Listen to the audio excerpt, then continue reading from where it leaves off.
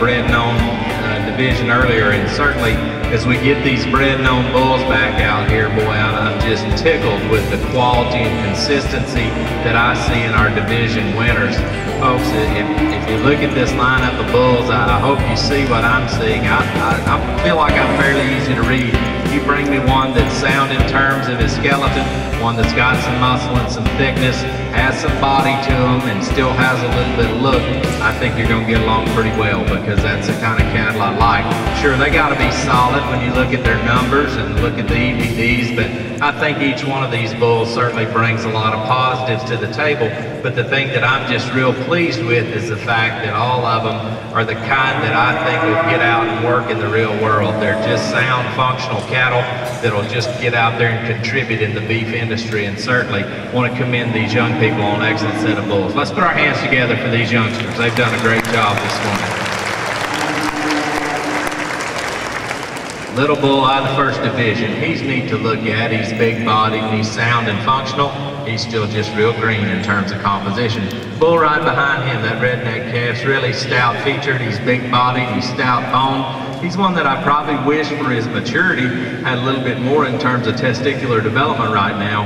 That's being pretty nitpicky on a young calf that's still got some maturing to do, but again, he's one that I think's got some future to him. Bull out of the third division, I think's one that's also got a real bright future as well. He's made right. He's one that's real skeletally correct. He's real long and level in terms of his spine and his hip. He's got enough muscle working in him. He's one that we could probably bump him up just a tick in terms of his maternal numbers, and he'd suit me a bit better, but he's one that I really like from a composition standpoint. The bull right here out of Division 4, real complete when you study his figures. He's one that's impressive on paper. He's big bodied.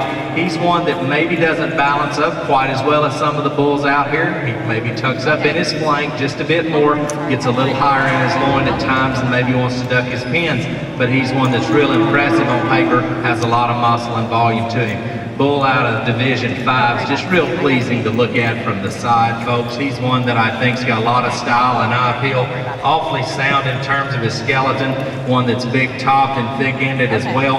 He's one that we would probably bump him up a notch or two in terms of his numbers, but I think that he's sure adequate everywhere we read him across those EPDs. But again, we could add just a bit of performance to him. Bull out of the last division, folks. Study him, study his figures. I think you like him. Study him from this view, you like him. When he walked into class a minute ago, I said, folks, it's all over but the crying. He's your champion bull.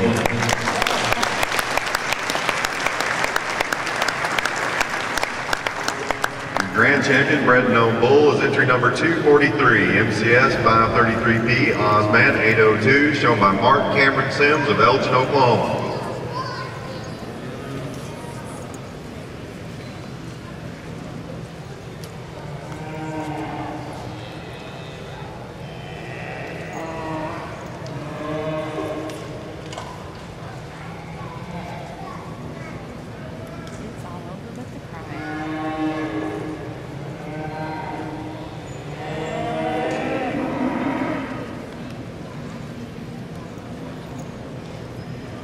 Bring in this big bull that was reserved in that last division. We like a lot of things about him as well. He's big-topped and reads with a lot of muscle down over the edge of his loin.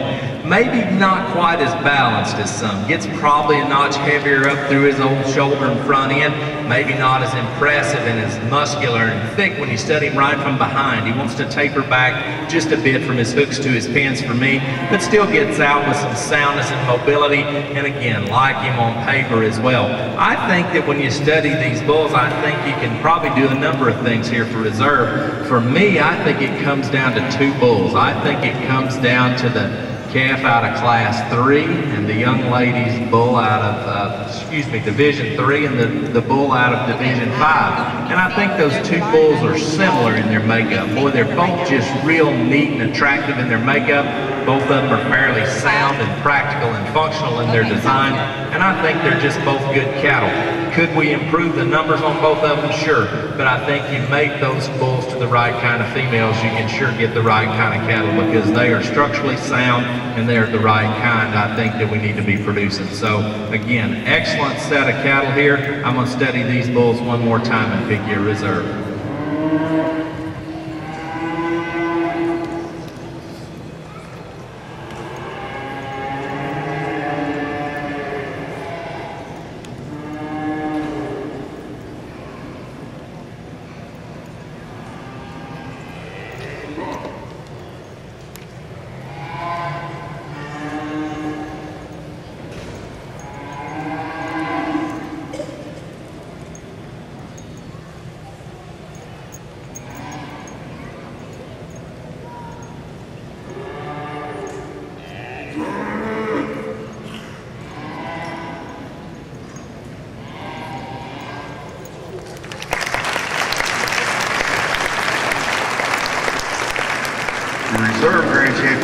Bred-and-Owned bull is entry number 188, RRO Man of Romance, 9104, shown by Branda Owen of Fort Payne, Alabama.